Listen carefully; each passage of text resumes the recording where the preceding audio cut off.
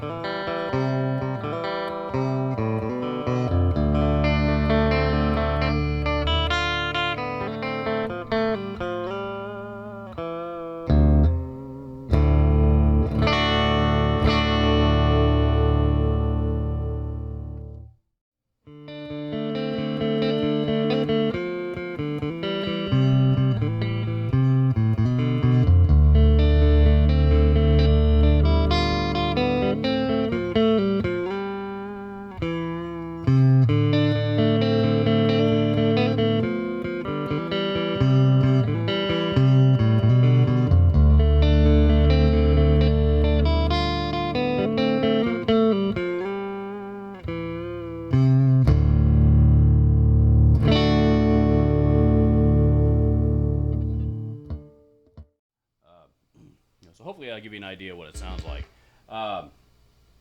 This is one of my favorite guitars, that I own out of my own personal collection. For a number of reasons. It's built extremely well, and I've always been a big Les Paul guy, and this, in my opinion, has always kind of been BC Rich's answer to the Les Paul.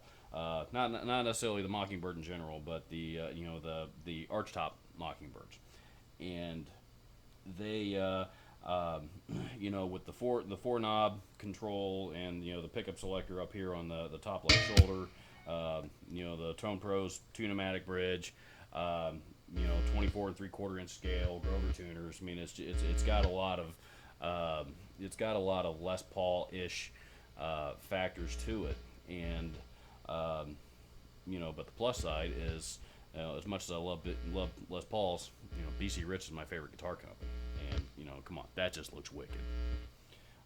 When I first got this guitar, I was talking to a friend of mine that I did business with at Guitar Center for a while. And this is a guy, by the way, that had owned a couple of his own local guitar shops, and he was no stranger to the guitar business. He'd been doing it for 30 years, at least, and He'd pretty much seen it all. It was not easy to impress this guy. He's the guy that was responsible for he was the first Paul Reed Smith dealer in Indiana. So I mean, he knows his stuff, and he's a great guy. When I was telling him about this guitar, because not because I thought he'd be impressed by it, but because I was impressed by it and I thought it was cool. And his response surprised me. He said, I think the archtop Mockingbird is one of the coolest body styles ever, and he's right. How cool is that? The Neck-thru, it is a BC Rich, one of the pioneers of the Neck-thru construction. This one is an actual Neck-thru. So you can get all the way up to the very comfortably actually to that 20. Is it 25? 15, 17, 19, 21, 22. Okay, yeah. Count that for a second. 22 frets. That makes sense. You can get all the way up there to that last fret. Pretty comfortably actually, in my opinion. Stays in tune great. In my opinion, tone for days, sustain for days. The pickups are a brand called Rockfield SWVs, and the brand is called Rockfield. The models called SWV, and it's a very moderate type of pickup, and very moderate output, very vintagey type of tone. Not a ton of treble response out of these things.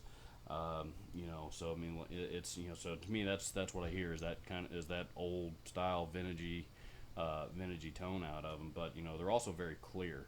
So I mean, they're very articulate and very in my opinion, just clear as a bell. And again, depending on the amp.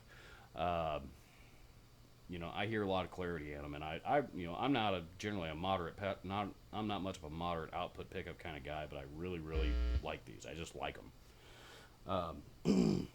So and they're a little bit different from most everything else that I own too. So so that's kind of cool. If I were going to have one complaint at all about this guitar, this is it.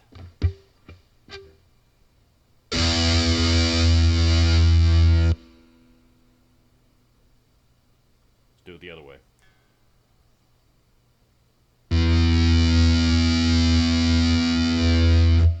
Non-linear pots. And what that means is it's not a gradual increase and decrease of volume or tone as you roll them back and as you roll them up and down. It just it gets to a point and it just shuts off. As opposed to a gradual fade in or fade out depending on what you're doing. So. And it's not all the way down yet. It's close, but not quite there. Roll it up a little bit, and then it just kicks on.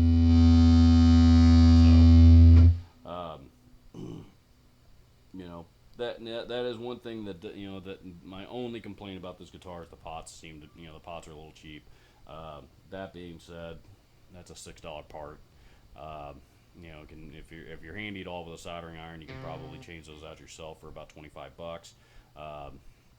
If you're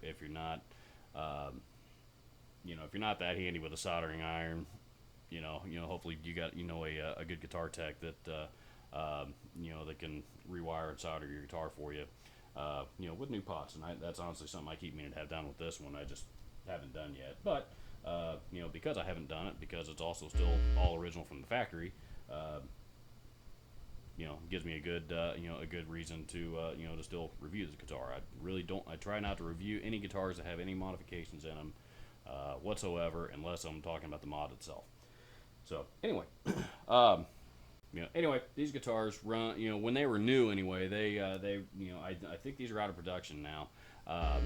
Don't confuse these with the Mockingbird Special X. The only difference between the two, the Special X, virtually same guitar. The specials were painted solid colors, came in white and black, and the Special X's were actually transparent finish and had a quilted maple top on them. But that being said, both are actual real maple top guitars, and essentially all the specs are the same beyond that. So, but when these guitars were new, they were about I think we sold them new at Guitar Center for $6.99. I've seen used market. You can which is where you're going to have to go to find one now, I believe. You should be able to pick one up for I would say anywhere from the $300 to $450, maybe $500 range. And that's going to be obviously depending on condition. But well worth it in my opinion. Extremely well built. It's got that beefy, beefy Les Paul kind of feel. Like I can drop this thing off the roof of a house and and it's going to hold up to it. I'm not going to try that, but it certainly feels like it's built that well.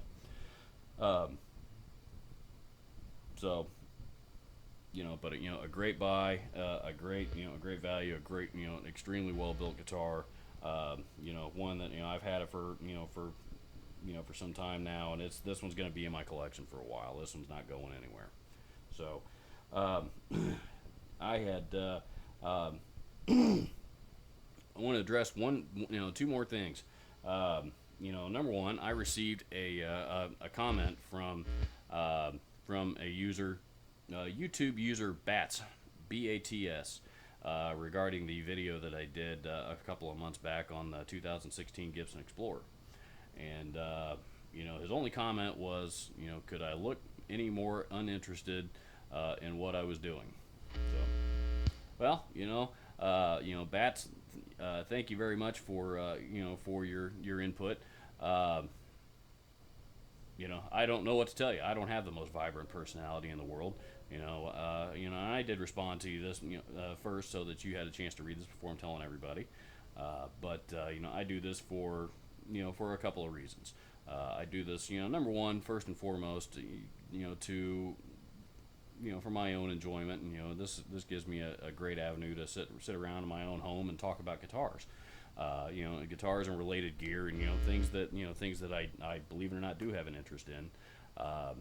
And at least like to think that my time in that in the musical instrument industry, I learned a thing or two, and I like to share what I learned. And the other reason that I do it is has come along more recently, but I also do this to support Share the Music Indiana. And I'll talk more about that here in a minute. So, that being said, unfortunately, I'm not a Hollywood celebrity that. Unfortunately, if I were a Hollywood celebrity, I would probably be attracting a much wider audience or be able to reach a much wider audience. But